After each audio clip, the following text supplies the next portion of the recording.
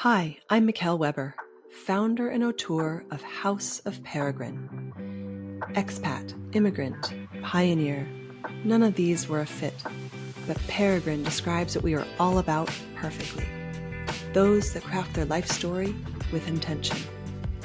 I've spent the last 6 years in awe of the life-changing connections and stories I have experienced while living abroad, and believe it is time for this adventure to be recognized, celebrated, and elevated to the life stage that it is.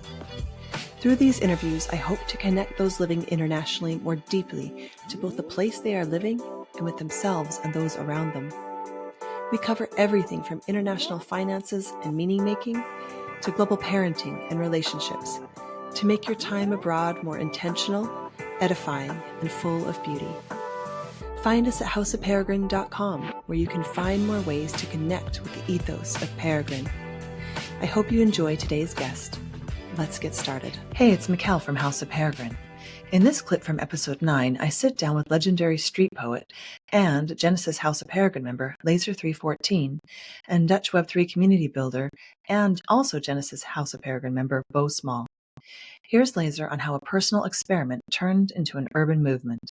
I have to say the beginning of the 90s were great for graffiti because there was like a new style, 3D style. Delta was doing like amazing work, But I just wanted to focus more on my drawings, making comics, doing illustration. I was just at home just painting, and I started experimenting with poetry. And that kind of kickstarted my whole laser thing. Because at some point I was like, oh, these lines, this poetry, they're very nice. Maybe what would happen if I would put them on the streets. And for me, it was just, to be honest, it was just an experiment in the beginning. Because what I missed on the street, especially at that time, you saw like a lot of advertisement that people wanted something from you.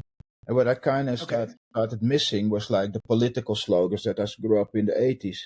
When I grew up in the 80s, you saw like a lot of political slogans being painted around the city by squatters, by people who wanted to say something. And that was kind of gone. So I was like, let's return a little bit to that because that's something that kind of stuck in my mind. And I just threw it out there and I didn't know what was going to happen with it. But it was something that was fascinating for me. What happened? I got like a couple of reactions from my friends in the beginning that said like, "What's up with what's up with that stuff?" And they didn't get it. They recognized it. Yeah, they said because they know that I was laser, and they were like, "What's up with those lines, man?" I said, "I have no idea, but they're fun." I said, "I like to do it," and for me, it was just an experiment to see what would happen if you would do graffiti in a way that also people who don't do graffiti can participate in. Because what I noticed in my graffiti years was like, when I did graffiti, a lot of remarks that I got on the street when we were spraying, like, oh, we like the colorful stuff, but we don't understand the lines, the tagging, and I like the colors, but I can't read your letters. So what I noticed is that for the general public, it's hard to participate in graffiti. You have to be more a graffiti writer and sometimes an artist to appreciate it, or to be able to read it. So it's actually very technical to do graffiti, right? It's very hard. It's not something you do.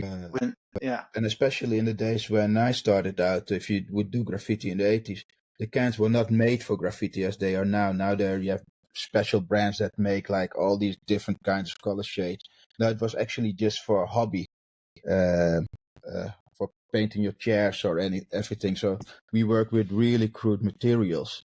So at the time it was much harder to master it. Amazing.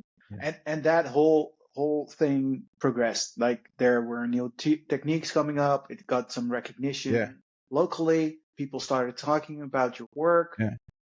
What happened? Did you evolve yourself on a technical perspective? Did you get better at your own signature style? Yeah, I changed my I started in the beginning. If I look at my really old work, it's not really written that beautiful. It's pretty. It's still a basic form for me. But at the time, I didn't know where it was going. But I gradually evolved into to this style that I have now, and I think it's now very recognizable. That experiment It sparked a decades-long presence on Amsterdam's streets. You can hear the full story on episode 9 at houseofperegrine.com/podcast. Okay, that's it for today. I hope you've enjoyed our show. For the latest insights on living internationally, join us at houseofperegrine.com to find out how you can connect with our community. Let's craft our life story with intention together.